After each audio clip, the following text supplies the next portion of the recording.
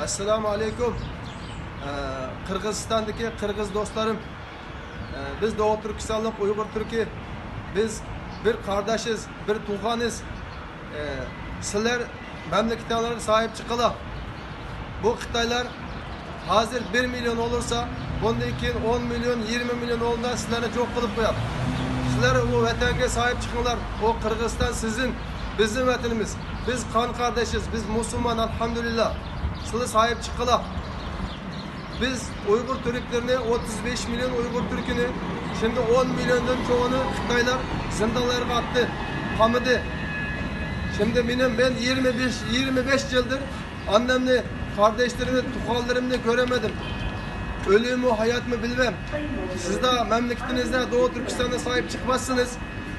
Bir günler gelip Kırgızistan'da sahip çıkmazsınız. Bir günler gelip siz de zindanda kalırsınız. Sizin de öldürüp yok kılın.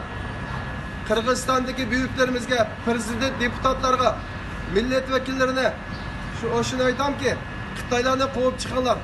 Kırgızistan'da Xitaylar olmasın. Biz her zaman sizin canınızız. Bizge sahip çıkın, Uygur Türklerine zulüm olmasın. İnşallah biz beraberiz. Tamam, onu kes.